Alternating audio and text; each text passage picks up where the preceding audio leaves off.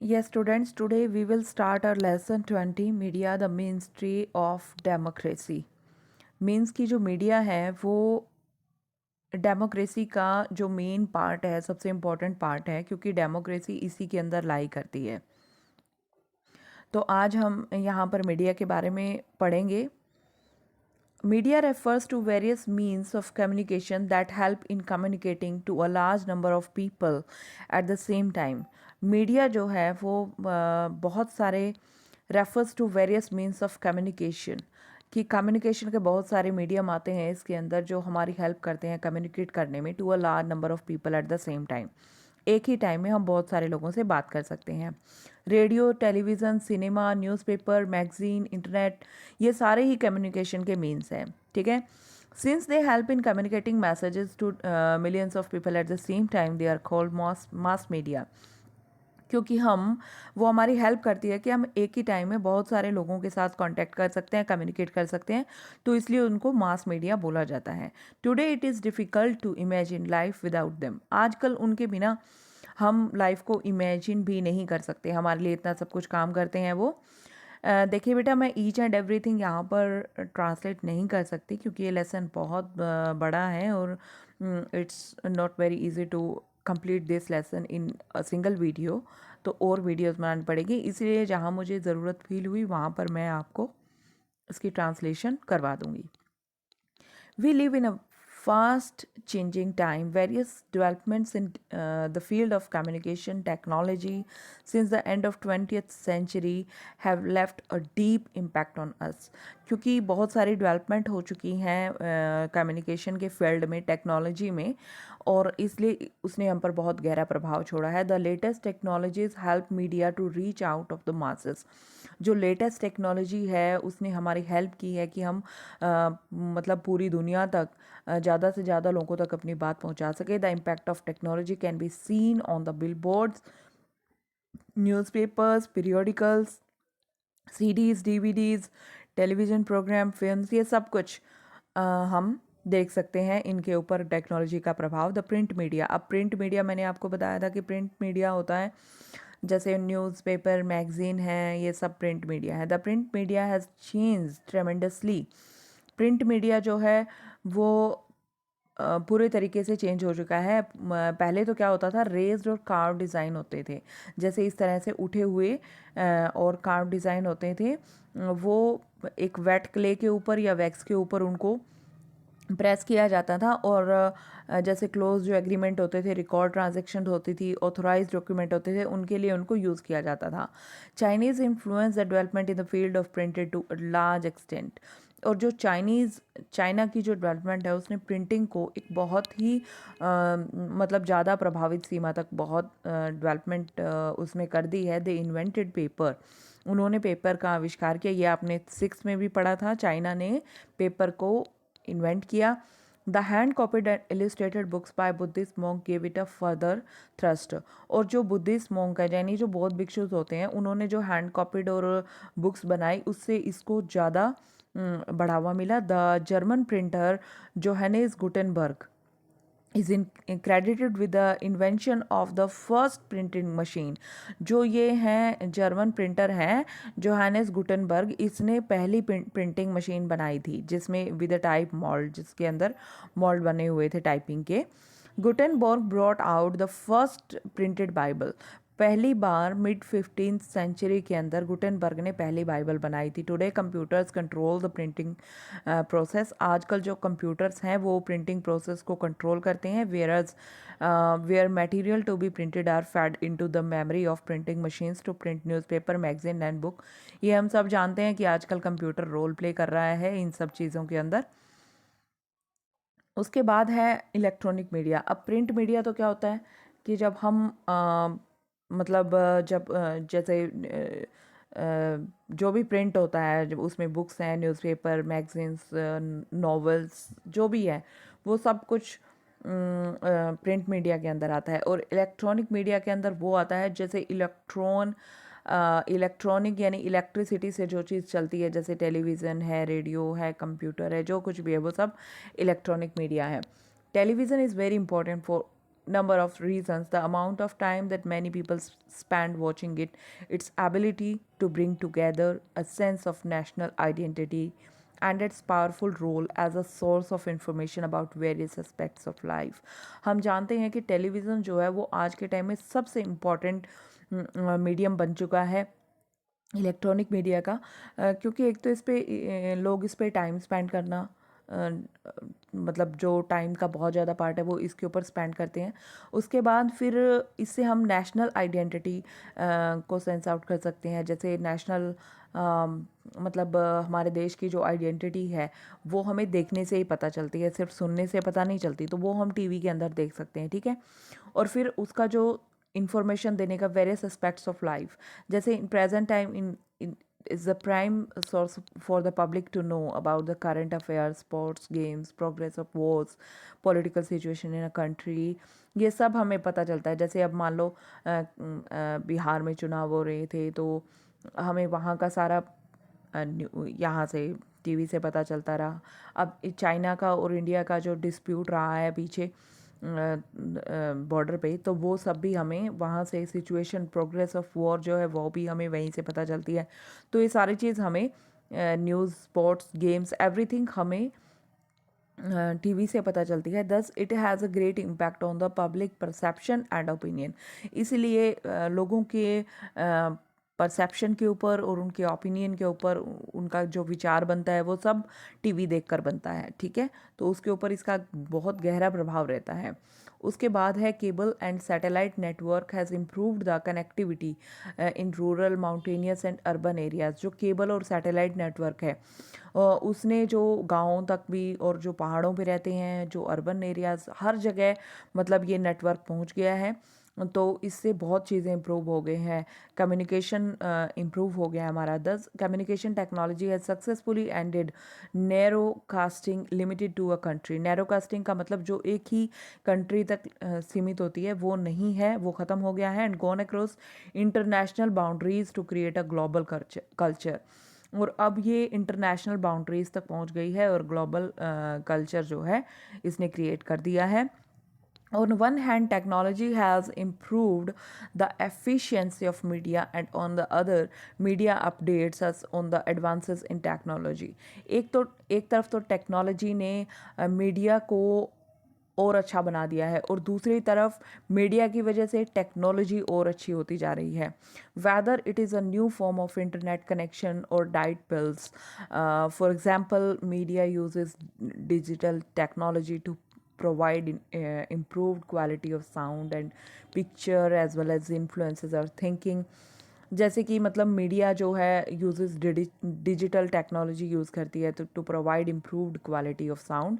उससे जो digital technology होती है उससे क्या होता है, जो कहते हैं ना आप 3D वगैरह, ये सारी चीज़ें जो हैं ये डिजिटल होती हैं, तो इससे साउंड की क्वालिटी बहुत अच्छी हो जाती है, पिक्चर की क्वालिटी बहुत अच्छी हो जाती है, और इससे हमारी सोच पे भी इन्फ्लुएंसेस आर थिंकिंग, हमारी सोच पे भी ये प्रभाव डालती है। Moreover, media helps us to think on global level.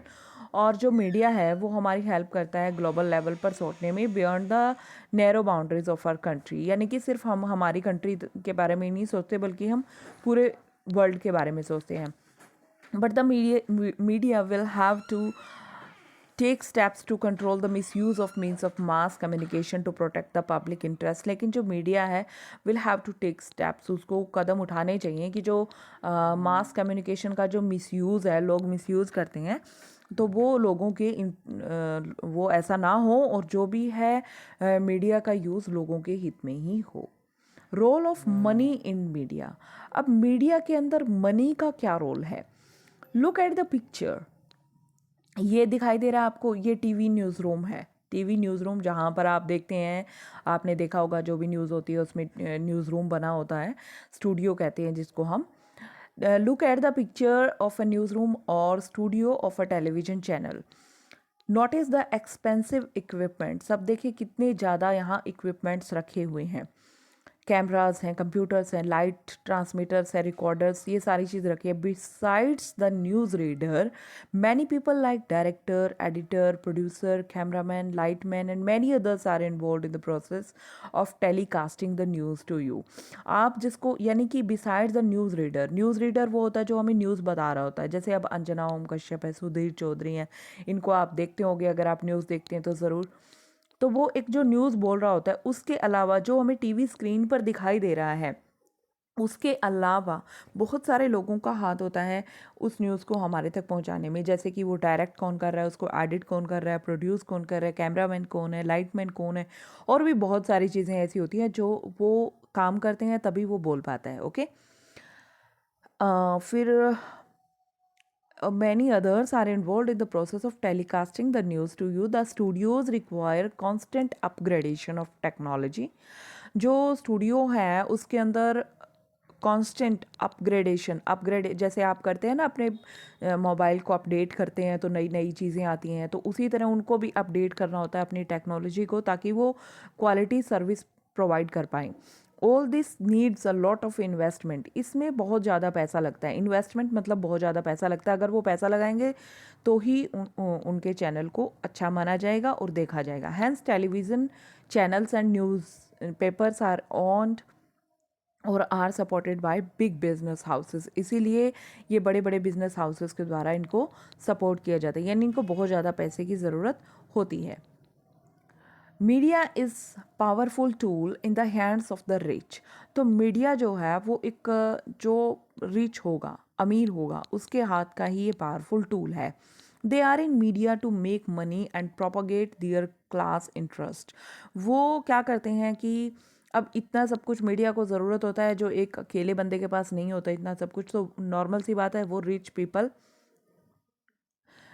उनकी हेल्प करते हैं. और इससे क्या है कि मनी कमाने के चक्कर में और प्रोपोगेट दियर क्लास इंटरेस्ट, जिसमें भी उनका अपना इंटरेस्ट है वो वही चीज़ें देते हैं.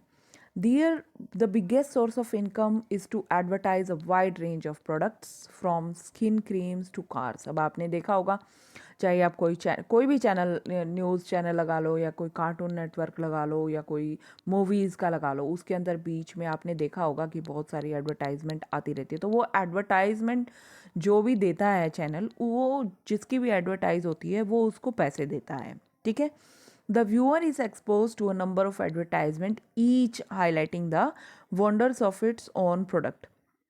और जो व्यूवर होता है फिर उसको बहुत सारी एडवर्टाइजमेंट देखता है वो अलग अलग तरह के प्रोडक्ट के बारे में. A feature film of 2 hours durated is stretched to 4 hours as one advertisement is followed by another during frequent breaks.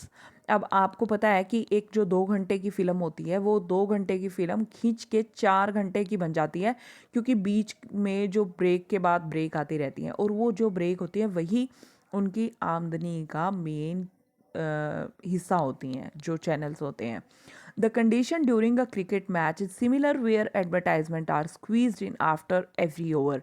और ये जो कंडीशन है, ये क्रिकेट मैच के दौरान भी आपने देखा होगा, अगर आप अभी आपने पीछे आईपीएल देखें तो उसमें भी आपने देखा होगा कि हर एक ओवर के बाद जब डिसाइड किया जाता है कि अगला बॉलर कौन होगा, अगली बॉल कौन डालेगा, अगला ओवर कौन देगा, तो वो इतना जो 1 मिनट का टाइम भी नहीं होता उसको डिसाइड करने का, उसके बीच में भी एडवर्टाइजमेंट आ जाती है हर एक ओवर के बाद. तो ये सारी एडवर्टाइजमेंट जो चैनल होता है उसको स्पॉन्सर करती हैं. Today along with Indian business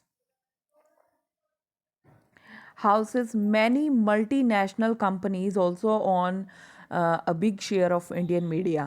और पहले तो ये इंडियन बिजनेस हाउसेस के में ही होता था, लेकिन आजकल मल्टीनेशनल कंपनीज जो मतलब हमारी फॉरेनर की जो कंपनीज हैं उनका भी बिग शेयर है इंडियन मीडिया के अंदर. आपने बहुत सारी चीज़ें देखी होंगी, बताने की ज़रूरत ही नहीं है, आप टीवी देखते रहते हो और अभी लॉकडाउन में तो आप बहुत कुछ देख रहे हैं. तो उसमें आपने देखा होगा कि बहुत सारे प्रोडक्ट ऐसे होते हैं जो इंडिया के नहीं होते हैं, आउटसाइड होते हैं, लेकिन फिर भी इट मीन्स क्या है कि जो मल्टीनेशनल कंपनीज़ हैं वो भी हमारे मीडिया के अंदर शेयर रखती हैं अपनी.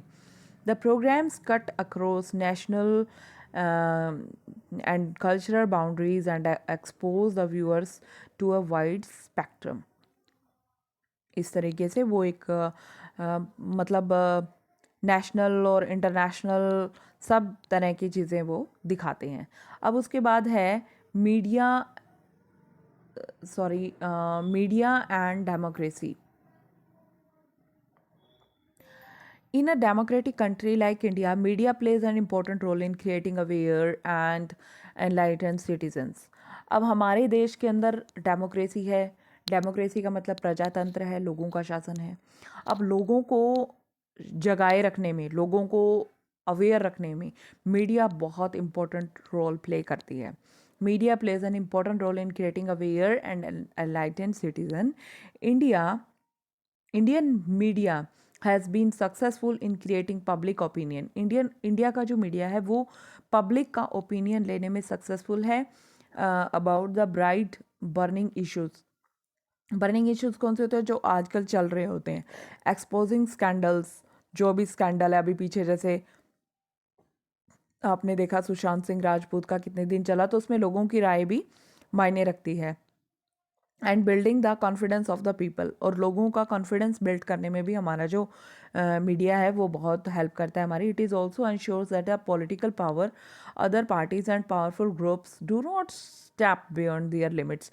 और ये इंश्योर करता है कि जो भी पॉलिटिकल पार्टी है, चाहे वो अपोजिशन की हो या वो सत्ता वाली पार्टी हो, मतलब वो अपने लिमिट से बाहर ना जाएं, लोगों को हर चीज़ के बारे में नॉलेज हो। Media is a main source of information का मेन सोर्स मीडिया है। Interviews, speeches, panels, discussions make viewer aware of the opinion of different political parties, eminent personalities from various fields and the hopes and aspirations of the general public. अब देखिए, जो media है उससे क्या होता है कि जो व्यूवर्स हैं वो अवेयर होते हैं, जैसे पॉलिटिकल पार्टीज़ के जो जो ओपिनियन हैं, अलग अलग एमिनेंट पर्सनालिटीज़, जो इम्पोर्टेंट पर्सनालिटीज़ हैं अलग अलग फील्ड में, ज़रूरी नहीं है कि पॉलिटिकल ही हो, किसी भी फील्ड में हो सकती हैं, साइंस, टेक्नोलॉजी, आर्ट, कुछ भी। And the hopes and aspiration of the general public, और जो हम आम जनता है, आम जनता की क्या क्या होप्स हैं। एस्पायरेशन का मतलब उनकी क्या क्या होप्स हैं, क्या क्या वो चाहते हैं। The information helps the citizens to form opinion, learn about the working plans and programs that the government is undertaking, their successful implementation or failure. जो इन्फॉर्मेशन होती है वो सिटीज़न की हेल्प करती है टू फॉर्म ओपिनियन, अपना opinion बनाने में। Learn about the working plan, जो अभी प्लान चल रहे हैं उनके बारे में जानने के लिए। और जो program that the government is undertaking, जो कि गवर्नमेंट ने चला रखे हैं, देयर सक्सेसफुल इम्प्लीमेंटेशन और फेलियर, यानी कि अगर सरकार ने कोई प्रोग्राम, कोई प्लान चलाया है तो कितना वो सक्सेसफुल हुआ है और कितना फेल हुआ है, वो सब बताने में हमारी हेल्प करते हैं। टेलीविज़न एंड न्यूज़पेपर, जो टेलीविज़न और न्यूज़पेपर हैं, reporters are always ready to cover rallies, protest, marches और लोकल बॉडी मीटिंग। ये आपने देखा होगा कि जो हमारे रिपोर्टर्स होते हैं वो हमेशा रेडी रहते हैं, कहीं पे रैली हो जाए, कहीं पे दंगा हो जाए, कुछ हो जाए, चाहे उनको अपनी जान की परवाह भी नहीं होती। अभी आपने लॉकडाउन में देखा कि कोरोना किस तरह से फैल रहा था, लेकिन हर जगह की वो न्यूज़ आपको पहुंचा रहे थे, यानी कि हर जगह से वो आपको अपडेट देते रहते हैं। ठीक है, local body meetings with politician है या पब्लिक ऑफिशियल्स है to answer the queries and apprehensions of the people. लोगों के जो सवाल होते हैं उनका जवाब देने के लिए वो मतलब उनके सामने जाते हैं, उनसे क्वेश्चन पूछते हैं। The queries can be about the success of the failure और प्लान्स और facilities promised at the time of elections, यानी कि इलेक्शंस के टाइम में जो लोग, जो हमारे नेता हैं वो वादे करते हैं कि ये करेंगे वो करेंगे, अगर ऐसा नहीं होता तो बाद में वो क्वेश्चनिंग करने में भी हमारी हेल्प करते हैं। यानी डायरेक्ट हम नहीं पूछ सकते, लेकिन मीडिया एक तरह से हमारा रिप्रेजेंटेटिव बनकर उनके सामने जाता है। उसके बाद है द प्रिंट मीडिया। अब हमने इलेक्ट्रॉनिक मीडिया में के बारे में पढ़ा। Print media also helps in building public opinion by providing information to the public, reports, editorial and letters published in the newspaper and magazines. जो प्रिंट मीडिया होता है वो हमारा ओपिनियन बनाने में हमारी मदद करता है। तो जो इन्फॉर्मेशन प्रोवाइड करता है उसमें रिपोर्ट आ गई, एडिटोरियल आ गए, लेटर आ गई, पब्लिश्ड इन द न्यूज़पेपर में आए चाहे मैगजीन में आए, ठीक है। तो इन्फ्लुएंस द पब्लिक ओपिनियन, इससे पब्लिक ओपिनियन को वो प्रभावित करते हैं। Which the government can not afford to ignore, इससे क्या है कि गवर्नमेंट जो है उसे इग्नोर नहीं कर सकती है किसी भी चीज़ को। Print media is easily available, print media हमें आसानी से, अब देखो जो अखबार है वो 2-3 रुपए का ही आता है, तो वो हमें ईजीली अवेलेबल भी हो जाता है and has a lasting impact on the people, और लोगों के ऊपर एक लास्टिंग इम्पैक्ट डाल के रखता है क्योंकि वो चीज़ें हम सेव भी कर सकते हैं। It's readership has increased with effective and appealing pictures, cartoons, graph, map etcetera. अब यहाँ पे आप देख रहे हैं, देखिए इसमें सब कुछ है, कितने अच्छे अच्छे तरह के पिक्चर्स दी हुई हैं, फॉन्ट्स दिए हुए हैं, ठीक है। तो इस तरीके से ये लोगों को अट्रैक्ट करते हैं और उनको उनकी जो नॉलेज है उसमें भी वृद्धि करते हैं। अब है television and radio make the rural illiterate masses aware. अब जो प्रिंट मीडिया है वो तो सिर्फ जो पढ़े लिखे लोग हैं वही पढ़ सकते हैं प्रिंट मीडिया को, तो लेकिन जो टेलीविज़न और रेडियो है इससे चाहे आप अनपढ़ हों चाहे आप गांव के हों, ठीक है, वो आपको लेटेस्ट जो भी हो रहा है उसके बारे में, चाहे आपकी कंट्री में हो रहा हो, किसी देश में हो रहा हो, दूसरे में, वो सब आपको अपडेट देते हैं। Stories and discussion about the wrong practices of village heads and money lenders have attracted the attention of the government as well as the public. Media also brings out the defect in the governance and administration. तो ये जो झूठी कहानियाँ बनाते रहते हैं जो भी विलेज हेड होते हैं या मनी लैंडर्स होते हैं, ठीक है, गवर्नमेंट के लिए, तो वो सब मीडिया जो है वो सारी की सारी निकाल लाता है अंदर से क्या भी रियल इन्फॉर्मेशन है, ठीक है, उसमें क्या डिफेक्ट है। फिर उसके बाद Indian cinema has also played an important role in creating awareness about social evils, political malpractices, economic exploitation and the fast changing Indian society and its value system. अब देखिए जो इंडियन सिनेमा है यानी कि हमारी जो मूवीज़ और serials हैं वो भी बहुत रोल इम्पॉर्टेंट प्ले करते हैं हमारे, जैसे जो सोशल एविल है, जैसे आपने देखा होगा कि कोई फिल्म है, कोई मतलब किसी चीज़ पे, किसी एविल पे बनी है, कोई किसी एविल पे बनी है, कोई जो कानून की कमियां है उसके ऊपर बनी है, कोई लड़की को दहेज के लिए बनी है, ठीक है, तो वो सारी चीज़ें, कोई पॉलिटिकल मैल प्रैक्टिसेस के लिए बनी है, ठीक है, कोई इकोनॉमिक एक्सप्लॉयटेशन जो शोषण होता है हमारा उसके लिए बनी है, मतलब हमें अवेयर करने के लिए। Indian society and its our films in Hindi, English and all the vernacular languages have a huge following in India and the world. जो हमारी फिल्में हैं, हिंदी हो चाहे इंग्लिश हो चाहे किसी भी लैंग्वेज में हो, हमारी इतनी सारी लैंग्वेज हैं, तो वो इंडिया और वर्ल्ड पूरे के ऊपर उसने अपनी छाप छोड़ी हुई है। Some films impart important messages and have great impact on us. कुछ जो फिल्में हैं वो हमें बहुत इंपॉर्टेंट मैसेज देती हैं और हमारे ऊपर एक मतलब एक अफेक्ट छोड़ के जाती है। आपने देखा होगा बहुत सारी आतंकवादियों, जैसे बॉर्डर फिल्म है, बॉर्डर फिल्म आर्मी के ऊपर बनी हुई है, हमें हमें इन्फॉर्मेशन देती है कि क्या किस तरीके से लोग जवान जो हमारे आर्मी के सोल्जर्स होते हैं वो अपनी जान को दांव पर लगा के हमारे देश की रक्षा करते हैं। तो हर तरीके से मूवीज़ बनी हुई हैं अलग अलग। The ever increasing hunger of the viewers for information has led to an increase in many Hindi and English television channels along with the number of regional channels. अब देखिए जो हमेशा से जो ये व्यूअर्स की हंगर, जो भूख है इंफॉर्मेशन के लिए, जो बढ़ रही है कि भी हमें और देखना है, तो इससे क्या है बहुत सारे हिंदी और इंग्लिश टेलीविज़न चैनल्स बन गई हैं, ठीक है, और बहुत सारे रीजनल चैनल बन गए हैं, जैसे पंजाबी का, मराठी का, हरियाणवी का या भोजपुरी का, अलग अलग चैनल्स बन गए हैं उनकी रीजनल लैंग्वेज के अकॉर्डिंग, ठीक है। They remind the politicians about their unfulfilled promises and their responsibilities toward their constituency and the nation. और वो हमेशा लगातार याद करवाते रहते हैं पॉलिटिशियंस को जो उन्होंने अनफुलफिल्ड उनके प्रोमिसेस हैं, यानी ऐसे प्रोमिसेस जो उन्होंने पूरे नहीं किए, ठीक है, और उनकी जो रिस्पॉन्सिबिलिटीज़ हैं हमारे देश के लिए वो हमेशा याद करवाते रहते हैं।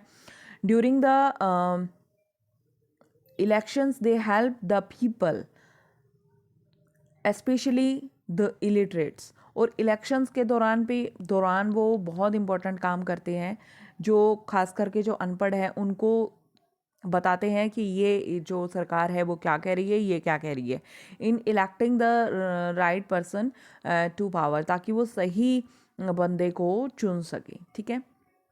डू यू नो, देखो ये जो फिल्म है लगे रहो मुन्ना भाई was exempted from entertainment tax by the government as it taught the lesson of non-violent protest even though in a filmy style।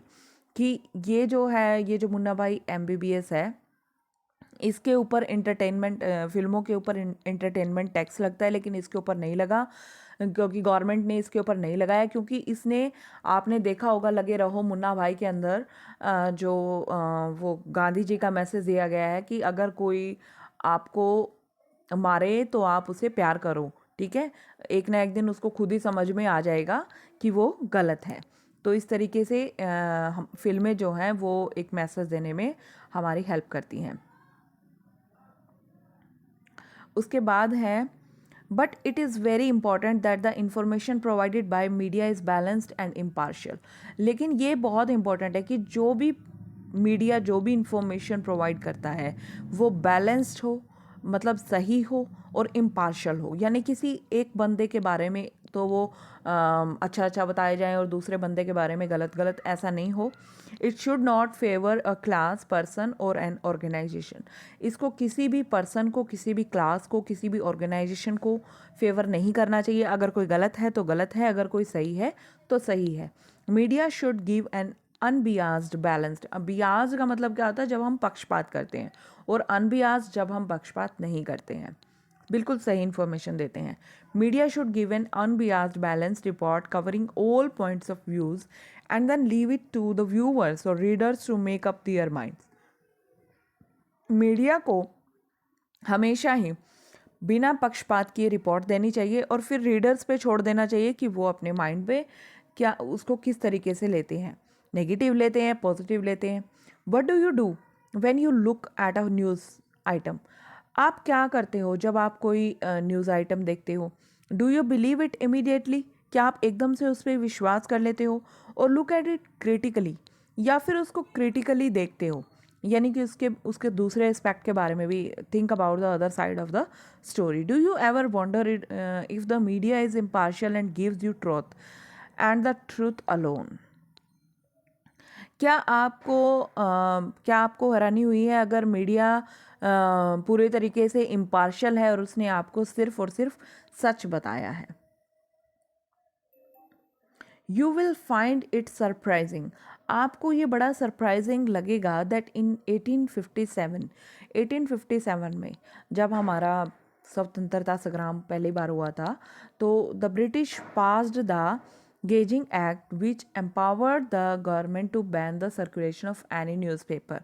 जब ये एक्ट आया तो उसमें क्या था, गवर्नमेंट के पास ये पावर आ गई कि उन्होंने न्यूज़पेपर के सर्कुलेशन को बैन कर दिया था। यानी न्यूज़पेपर अब नहीं जा सकता था, बुक और other printed material that could weakened the authority of the British government, जो कि ब्रिटिश गवर्नमेंट का जो मतलब अथॉरिटी उनको वीकेंड कर सकता था, कमज़ोर बना सकता था। ठीक है।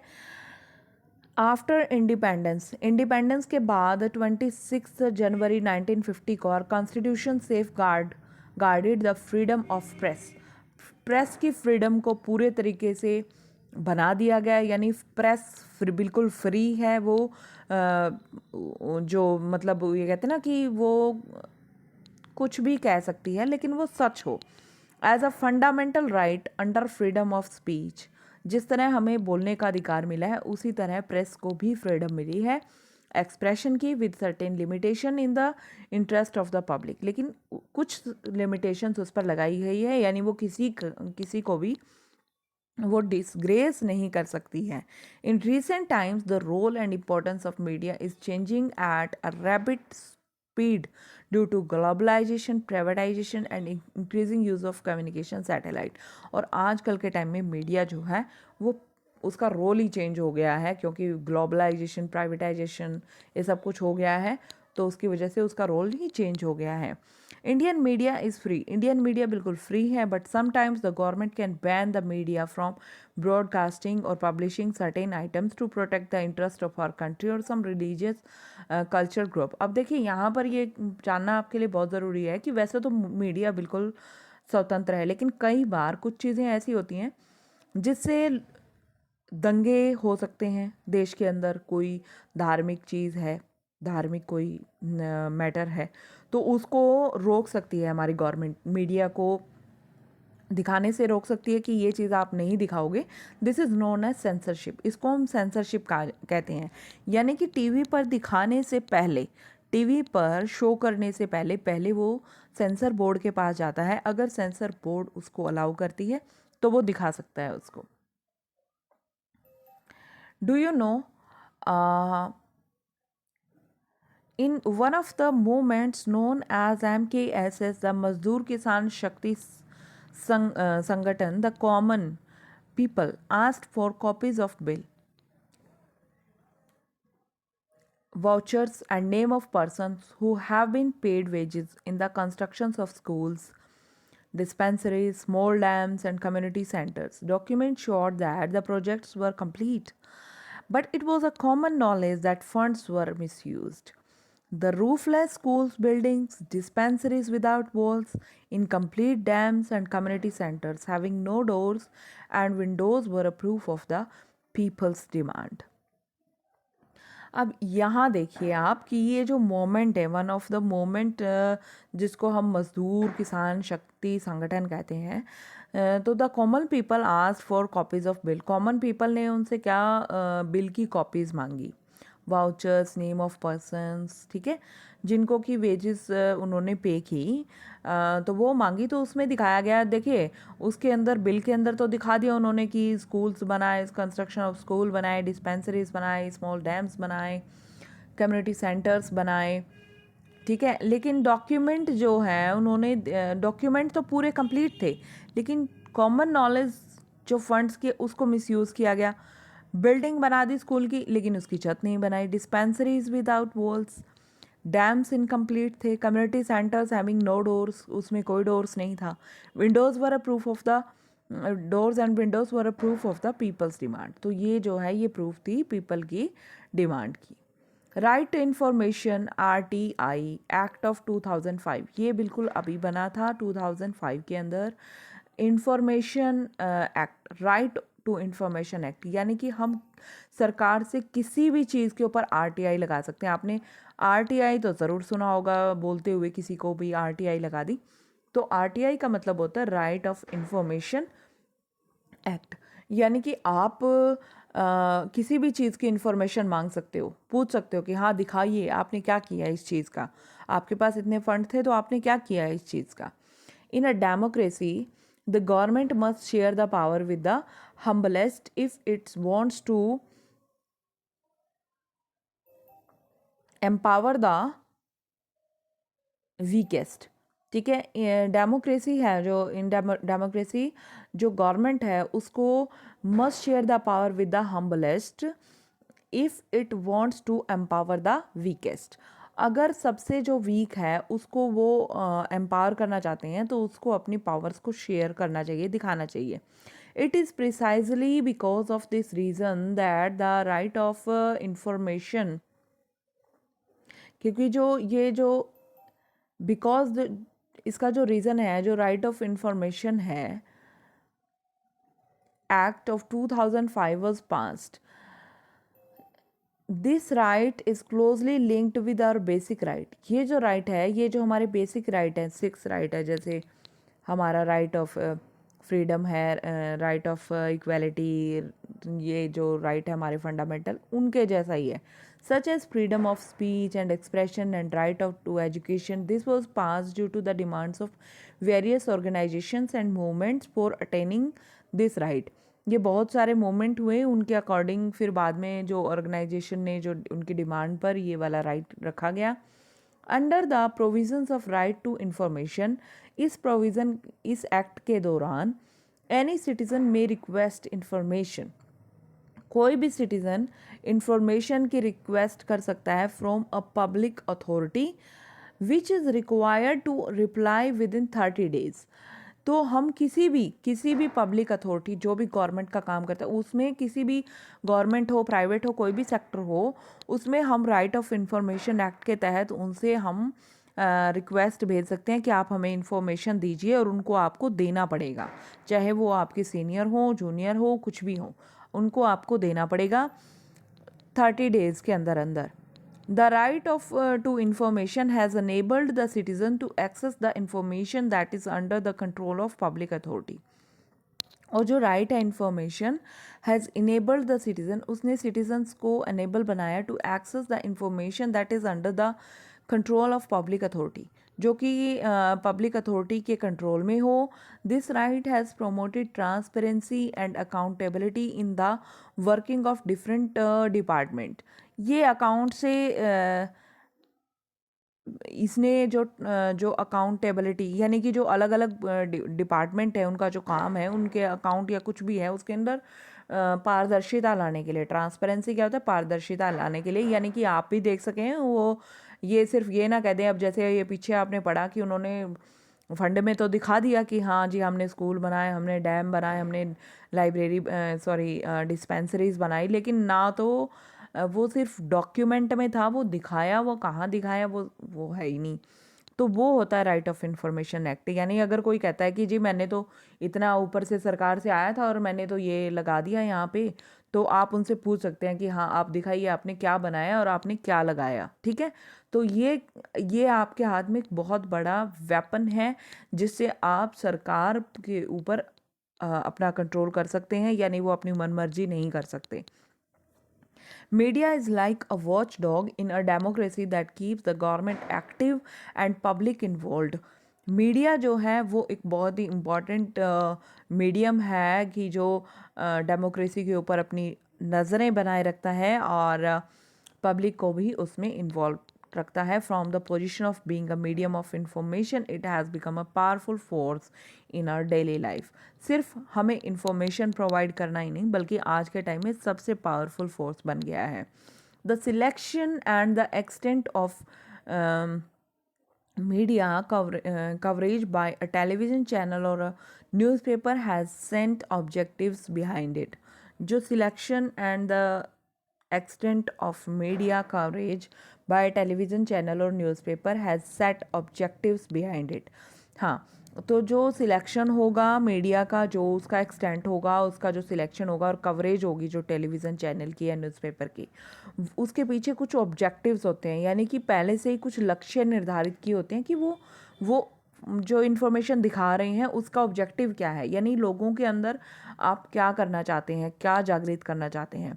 It is important to make a critical appraisal of media before accepting or rejecting the news or the views. किसी भी न्यूज़ को एक्सेप्ट या रिजेक्ट करने से पहले आपको एक क्रिटिकल जो थिंकिंग रखनी चाहिए, लॉजिकल थिंकिंग, कि इसका असर क्या पड़ेगा लोगों के ऊपर। Let us hope that the media brings important issues to the forefront. अब आओ हम होप करें कि जो मीडिया है वो हमेशा इंपॉर्टेंट इश्यूज लेके आए सामने दैट आर अदरवाइज इग्नोर्ड, और जो दूसरे हैं उनको इग्नोर करें। It must constantly draw the attention of the public and the government towards issues like scarcity of clean drinking water, lack of health facilities, crime and violence, illiteracy, female infanticide वगैरह। ये सब कुछ जो है इनके ऊपर बार बार वो लोगों का ध्यान आकर्षित करे। A democracy without a free media is like a car without wheels. अब ये एक कहावत है कि डेमोक्रेसी जो है, प्रजातंत्र, अगर उसमें फ्री मीडिया नहीं है तो इसका मतलब आप एक कार चला रहे हैं जिसके पहिए नहीं हैं। तो इसी जो है कहावत से ही आप देख सकते हैं कि जो मीडिया है वो हमारे देश में कितनी ज़्यादा इम्पॉर्टेंट है, और हर देश में कितनी ज़्यादा इम्पोर्टेंट है, खासकर जहाँ पर डेमोक्रेसी है। ठीक है, तो ये चैप्टर हो गया है हमारा कंप्लीट। मैंने आपको बहुत जल्दी में करवाया है, लेकिन ये चैप्टर आपका लास्ट ईयर भी आपने पढ़ा है कम्युनिकेशन के चैप्टर में, तो आप इजीली इसको पढ़ सकते हैं। अब इसके बाद आपने इसकी एक्सरसाइज और क्वेश्चन आंसर फाइंड आउट करने हैं। Till then bye bye.